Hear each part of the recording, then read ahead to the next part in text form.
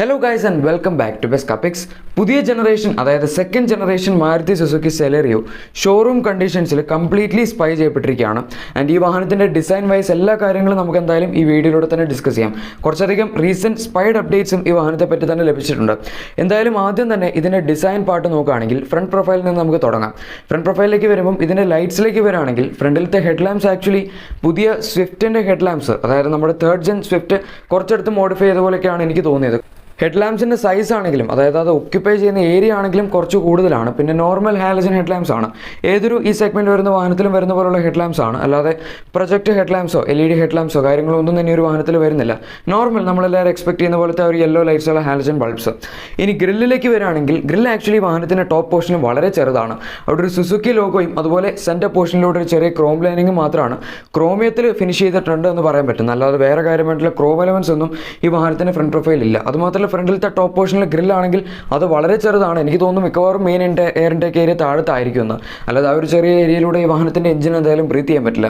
ഇനി താഴെ ബമ്പേഴ്സിലേക്ക് വരികയാണെങ്കിൽ ഫോഗ് ലാംപ്സ് ഈ ഒരു വാഹനത്തിൽ അവൈലബിൾ ആണ്. നോർമൽ ഹാലജൻ ഫോഗ് ലാംപ്സ് തന്നെയാണ്, LED ഫോഗ് ലാംപ്സ് ഒന്നും അല്ല. ആൻഡ് ബമ്പേഴ്സിൻ്റെ ഡിസൈൻ ആണെങ്കിലും അത്യാവശ്യം അഗ്രസീവ് ആണെന്ന് പറയാം. താഴത്തെ ചെറിയൊരു സ്പ്ലിറ്റ് ഏരിയ ഒക്കെ കൊടുത്തിട്ടുണ്ട്. താഴത്തെ ആക്ച്വലി സിൽവർ സ്കിറ്റ് പ്ലേറ്റ്സ് ഒന്നും വരുന്നില്ല, നോർമലാണ് ബമ്പേഴ്സ്.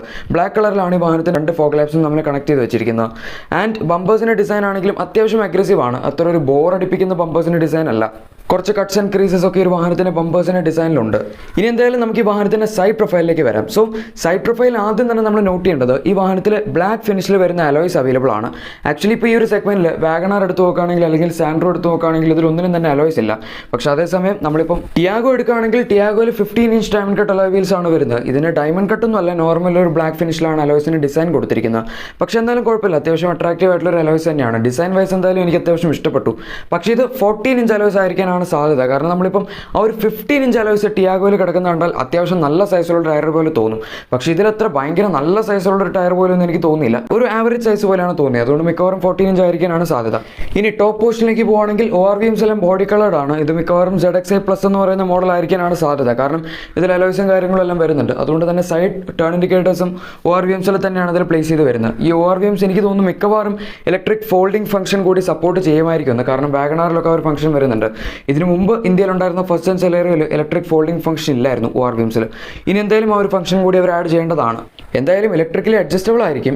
ഇതിൻ്റെ ഏറ്റവും ബോറായിട്ട് എനിക്ക് തോന്നിയ ഒരു കാര്യം ഈ വാഹനത്തിൻ്റെ ഡോർ ഹാൻഡിൽസിൻ്റെ ഡിസൈനാണ്. വളരെ ഔട്ട്ഡേറ്റഡ് ആയിട്ടുള്ള ഒരു ഡോർ ഹാൻഡിൽസിൻ്റെ ഡിസൈനാണ് ഇത്. ശരിക്കും നമ്മളിപ്പോൾ ഒരു ആദ്യകാലത്തെ ഓൾട്ടോ ഒക്കെ എടുക്കുകയാണെങ്കിൽ അതിലൊക്കെ ഈ ഒരു സെയിം ഡോർ ഹാൻഡിൽസിൻ്റെ ഡിസൈനാണ് വന്നിരുന്നത്. ഇതെന്തായാലും മാറ്റേണ്ടതായിരുന്നു. വേണമെങ്കിൽ അറ്റ്ലീസ്റ്റ് ഇങ്ങനത്തെ ഫ്ലിപ്പ് ടൈപ്പ് ഡോർ ഹാൻഡിൽസ് അല്ലാതെ നമ്മളിങ്ങനെ വലിച്ചു തുറക്കുന്ന പോലത്തെ സ്വിഫ്റ്റിലും ബലേനോയിലും മറ്റുമൊക്കെ ഉള്ള ഡോർ ഹാൻഡിൽസ് ഈ ഒരു വാഹനത്തിൽ കൊടുക്കാമായിരുന്നു. കാരണം സെലേറിയോയിൽ ഫസ്റ്റ് ജെൻ മോഡൽ അങ്ങനത്തെ ഡോർ ഹാൻഡിൽസ് ആയിരുന്നു ഉണ്ടായിരുന്നത്. ഇത് ഡോർ ഹാൻഡിൽസിൻ്റെ ഡിസൈൻ വളരെ ഔട്ട്ഡേറ്റഡ് ആയിപ്പോയി.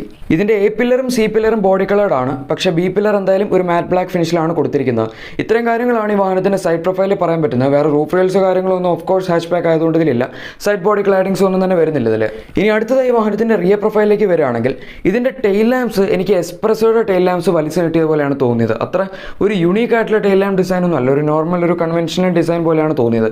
അല്ലാതെ ഓക്കെ, ഇത് അത്ര അട്രാക്റ്റീവ് ഒന്നും അല്ല, ഒരു കൈൻഡ് ഓഫ് ഒരു നമ്മുടെ ഒപ്പിക്കാമെന്ന് പറയുന്ന രീതിയിലുള്ള ഒരു ടെയിൽ ലാംപ്സിൻ്റെ ഡിസൈനാണ്. എന്തായാലും എനിക്ക് അത്രയധികം ഇഷ്ടപ്പെട്ടില്ല. നിങ്ങൾക്ക് ഇഷ്ടപ്പെട്ടില്ലോ നിങ്ങൾ താഴെ കമൻസിൽ പറഞ്ഞോളൂ. ഇതും ഹാലജൻ ടെയിൽ ലാംപ്സ് തന്നെയാണ്. സൈഡ് ടേൺ ഇൻഡിക്കേറ്റേഴ്സും അതുപോലെ റിവേഴ്സ് ലാമ്പും എല്ലാം അതിൽ തന്നെയാണ് അവർ പ്ലേസ് ചെയ്തിരിക്കുന്നത്.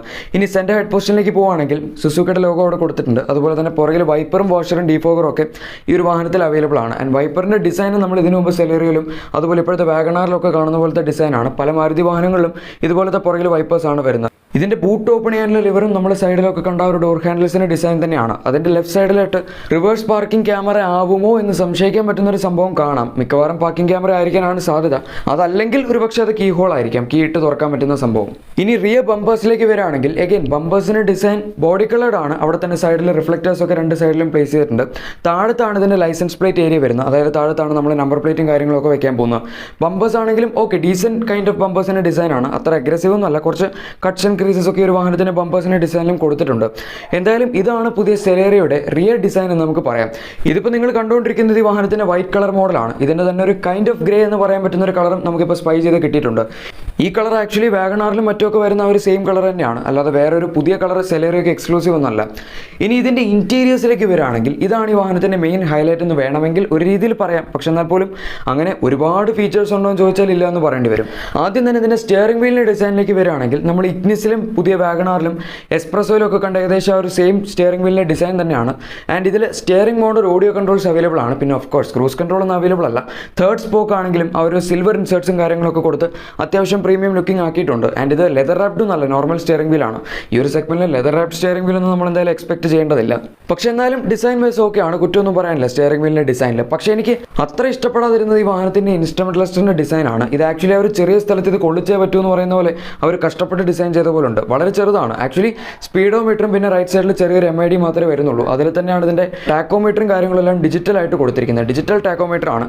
അതിൽ തന്നെയാണ് ഫ്യൂൽ ഗേജും മറ്റുമൊക്കെ വരുന്നത്. അതായത് കൂടുതൽ ഇൻഫർമേഷൻ ആ ചെറിയ MIDയിൽ തന്നെയാണ് നിങ്ങൾക്ക് കിട്ടുന്നത്. പക്ഷേ അതാണെങ്കിലും ഒരു കൈൻഡ് ഓഫ് ഒരു ഓറഞ്ച് കളറിലുള്ള MID ആണ്. അത് ശരിക്കും ആ ഒരു കളർ ഇപ്പോൾ കുറച്ച് ഔട്ട്ഡേറ്റഡ് ആണ്. വേണമെങ്കിൽ white and black colour combination കൊടുക്കാമായിരുന്നു. എന്തായാലും വെരി ബേസിക് MID. ഇനി മറ്റു കാര്യങ്ങൾ നോക്കുകയാണെങ്കിൽ ഇതിൽ actually touch screen infotainment system എന്തായാലും കൊടുത്തിട്ടുണ്ട്. അതൊരു വളരെ നല്ല ഫീച്ചർ ആണെന്ന് പറയാം. കാരണം ഇതിനു മുമ്പ് വന്നിരുന്ന സെലേറിയോയിൽ touch screen infotainment system available അല്ലായിരുന്നു. പിന്നെ ഇൻഫോർടൈൻമെന്റ് സിസ്റ്റം എന്നൊക്കെ പറഞ്ഞാലും നമ്മളിപ്പോൾ വാഗണാർ, എക്സ്പ്രസ്, ഓൾട്ടോ മുതലൊക്കെ വരുന്ന ആ സെയിം, അതായത് അവരുടെ ബേസ് കാർ മുതൽ തന്നെ ഏറ്റവും ടോപ്പ് കാർ വരെ വരുന്ന സെയിം ഇൻഫോർടൈൻമെന്റ് സിസ്റ്റം ആണിത്. മാരുതിയുടെ 7-inch smart studio infotainment system ആണിത്. അതുപോലെ തന്നെ ഇതിൽ ആൻഡ്രോയിഡ് ഓട്ടോ, ആപ്പിൾ കാർപ്ലേ എല്ലാം സപ്പോർട്ടും ചെയ്യും. അതുപോലെ ബ്ലൂടൂത്ത്, USB തുടങ്ങിയ സംഭവങ്ങളും ഈ ഒരു വാഹനത്തിൽ അവൈലബിൾ ആണ്. ആൻഡ് ആ ടച്ച് സ്ക്രീനിൻ്റെ താഴത്തായിട്ടാണ് ഇതിൻ്റെ ഹെസാർഡ് ലൈറ്റ്സിൻ്റെ കൺട്രോൾസ്, അതുപോലെ സെൻട്രൽ ലോക്കിങ്ങിൻ്റെ കൺട്രോൾസ് ഒക്കെ കൊടുത്തിരിക്കുന്നതാണ് എനിക്ക് തോന്നുന്നത്. കൃത്യമായിട്ട് അറിയില്ല, പക്ഷേ എന്നാൽ പോലും അത് കണ്ടിട്ട് അതുപോലെയാണ് തോന്നുന്നത്. ഇനി ഇതിൻ്റെ താഴേക്ക് വരികയാണെങ്കിൽ ആക്ച്വലി അവിടെ ഒരു സിൽവർ എലമെന്റ് അതിന് ചുറ്റും അവർ കൊടുത്തിട്ടുണ്ട്, AC വെൻസിൻ്റെ സറൗണ്ട്. പിന്നെ AC വെൻസിൻ്റെ ഡിസൈൻ ആണെങ്കിൽ തന്നെ പേഴ്സണലി എനിക്ക് അത്യാവശ്യം ഇഷ്ടപ്പെട്ടു. അത്യാവശ്യം ഒരു നല്ല കാണാൻ രസമുള്ള ഒരു AC വെൻസിൻ്റെ ഡിസൈൻ ആയിട്ടുണ്ട്. ഇനി അഗെയിൻ താഴേക്ക് വരുമ്പോൾ മാനുവൽ AC ആണ് ഈ ഒരു വാഹനത്തിൽ വരുന്നത്. Automatic climate control, air conditioning ഒന്നും അവൈലബിൾ അല്ല. പക്ഷേ സ്റ്റിൽ ഈ ഒരു സെഗ്മെന്റിൽ ഇപ്പോൾ അധികം വാഹനങ്ങൾ ഓട്ടോ AC ഓഫർ ചെയ്യുന്നില്ല. ടിയാഗോയിൽ മാത്രമേ automatic climate control, air conditioning ഇപ്പോൾ വരുന്നുള്ളൂ. എന്നാൽ പോലും മാനുവലും കുഴപ്പമൊന്നുമില്ല. ബഡ്ജറ്റ് റേഞ്ചിലാണ് ഈ വാഹനം വരുന്നത്. അതുകൊണ്ട് കുറ്റം പറയാൻ പറ്റില്ല. ആ ഒരു AC കൺട്രോൾസിന് താഴത്തായിട്ട് 2 12V പവർ സോക്കറ്റ്സ് എല്ലാം കൊടുത്തിട്ടുണ്ട്. അതിൻ്റെയും താഴെ ഒരു അത്യാവശ്യം ഡീപ്പായിട്ടൊരു സ്റ്റോറേജ് ഏരിയ കൊടുത്തിട്ടുണ്ടെന്ന് പറയാം. നമുക്ക് ആവശ്യമുള്ള സാധനങ്ങളെല്ലാം അവിടെ സ്റ്റോർ ചെയ്യാൻ പറ്റും. സോ ഇതാണ് ബേസിക്കലി ഈ വാഹനത്തിൻ്റെ ഇൻറ്റീരിയേഴ്സിൻ്റെ ഡിസൈൻ എന്ന് നമുക്ക് വേണമെങ്കിൽ പറയാം. ആക്ച്വലി എനിക്ക് ഒരു സ്പൈ ഷോട്ട് കൂടി കിട്ടിയിട്ടുണ്ട്. അത് മിക്കവാറും സെക്കൻഡ് ടോപ്പ് മോഡലിൻ്റെ ഇമേജ് ആയിരിക്കാനാണ് സാധ്യത. അതായത് അതിൻ്റെ ഇൻഫോർടൈൻമെന്റ് സിസ്റ്റം കണ്ടാൽ നിങ്ങൾക്ക് മനസ്സിലാവായിരിക്കും. ഒരുപക്ഷെ ഇത് VXI വേരിയൻ്റ് ആയിരിക്കും. അതും അല്ലെങ്കിൽ 4 വേരിയൻസ്, അതായത് LXI, VXI, ZXI, ZXI plus തുടങ്ങി 4 വേരിയൻസ് ഉണ്ടെങ്കിൽ ഒരു പക്ഷേ ഇത് ZXI വേരിയൻറ്റും ആയിരിക്കും. കാരണം സ്റ്റിയറിംഗ് മൗണ്ടഡ് കൺട്രോൾസും ഈ ഒരു വാഹനത്തിൽ വരുന്നുണ്ട്. എനിവേ ഇത്രയും ഡീറ്റെയിൽസ് ആണ് ഇപ്പോൾ നമുക്ക് ഈ അടുത്ത് ഈ വാഹനത്തെ പറ്റി കിട്ടിയിരിക്കുന്നത്. ഇതിൻ്റെ launch date actually November 2nd വീക്കിൽ ഉണ്ടാവുമെന്നാണ് ഇപ്പോൾ പറയുന്നത്. അതായത് ഏകദേശം 7 to 14th ഇടയിൽ ഈ വാഹനത്തിൻ്റെ ലോഞ്ച് നമുക്ക് പ്രതീക്ഷിച്ച് പോകാൻ പറ്റും. ബാക്കി ഇതിൻ്റെ എഞ്ചിൻ ഓപ്ഷൻസും കാര്യങ്ങളെല്ലാം നോക്കുകയാണെങ്കിൽ എക്സ്പെക്റ്റഡ് എഞ്ചിൻ ഓപ്ഷൻസ് 2 ആണ്. ഒന്ന് 1 ലിറ്റർ നാച്ചുറലി ആസ്പിറേറ്റഡ് പെട്രോൾ ആണ്. അടുത്ത 1.2 ലിറ്റർ നാച്ചുറലി ആസ്പിറേറ്റഡ് പെട്രോൾ ആണ്. ആൻഡ് ഇപ്പോഴത്തെ റീസെൻറ്റ് റിപ്പോർട്ട്സ് സജസ്റ്റ് ചെയ്യുന്നത് വെച്ച് പറയുകയാണെങ്കിൽ ഈ വാഹനത്തിൽ വാഗണാറിലും മറ്റുമൊക്കെ വരുന്ന K10 B എഞ്ചിൻ ആയിരിക്കില്ല വരാൻ പോകുന്നത്. K10 C എഞ്ചിനാണ് എന്നാണ് പറയപ്പെടുന്നത്. അതിൽ എത്രത്തോളം സത്യാവസ്ഥയുണ്ടോയെന്ന് എനിക്കറിയില്ല. പക്ഷേ ഇപ്പോഴത്തെ റിപ്പോർട്ട്സ് സജസ്റ്റ് ചെയ്യുന്നത് K10 C എഞ്ചിൻ ആയിരിക്കുമെന്നാണ്.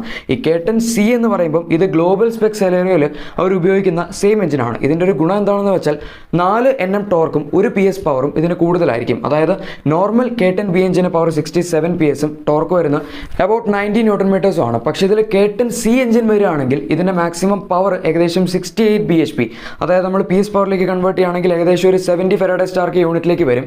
ആൻഡ് ഇതിൻ്റെ ടോർക്ക് ഏകദേശം ഒരു 94 Nm ആവാനും സാധ്യതയുണ്ട്.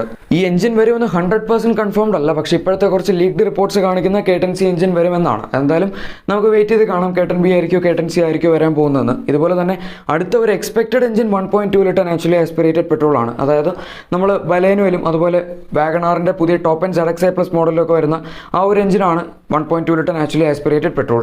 83 PS പവറും 113 Nm ടോർക്കൊക്കെ ഒരു എഞ്ചിൻ ജനറേറ്റും ചെയ്യുന്നുണ്ട്. ഇത് വരികയാണെങ്കിൽ സെലേറിയോ ഈ ഒരു ബഡ്ജറ്റിലെ പോക്കറ്റ് റോക്കറ്റ് വാഹനമാവുമെന്ന് വേണമെങ്കിൽ പറയാം. കാരണം ഹാർടെക് പ്ലാറ്റ്ഫോമിലാണ് ഈ ഒരു വാഹനം ബേസ് ചെയ്തിരിക്കുന്നത്. അതുകൊണ്ട് ലൈറ്റ് വെയിറ്റ് ബോഡിയാണ്. അപ്പോൾ പിന്നെ 83 PS പവറുള്ള ഒരു എഞ്ചിൻ വരാമെന്ന് പറയുമ്പോൾ അത്യാവശ്യം പവർഫുൾ ആയിരിക്കും ഇത്. എന്തായാലും ഈ വാഹനത്തിന് കൂടുതൽ ഡീറ്റെയിൽസ് കിട്ടുകയാണെങ്കിൽ ഞാൻ നിങ്ങളെ അറിയിക്കുന്നതായിരിക്കും. നമ്മുടെ ഇന്നത്തെ വീഡിയോ എല്ലാവർക്കും ഇഷ്ടപ്പെട്ട് കാണും എന്ന് തന്നെ വിചാരിക്കുന്നു. ഇതുപോലുള്ള വാഹനങ്ങളുടെ കൂടുതൽ ഡീറ്റെയിൽസ് കിട്ടാൻ നിങ്ങൾ ഇതുവരെ ചാനൽ സബ്സ്ക്രൈബ് ചെയ്തിട്ടില്ലെങ്കിൽ മറക്കാതെ തന്നെ ചാനൽ സബ്സ്ക്രൈബ് ചെയ്യുക. കൂടെ സൈഡിൽ കൊടുത്തിരിക്കുന്ന ആ ബെൽ ബട്ടൺ കൂടെ പ്രസ് ചെയ്ത് അത് ഓൾ നോട്ടിഫിക്കേഷൻസ് ആക്കി വയ്ക്കുകയാണെങ്കിൽ ഞങ്ങളുടെ ലേറ്റസ്റ്റ് അപ്ഡേറ്റ്സ് എല്ലാം നോട്ടിഫിക്കേഷൻസ് ആയിട്ട് നിങ്ങൾക്ക് തന്നെ ആദ്യം ലഭിക്കുന്നതായിരിക്കും. Thank you for watching my video.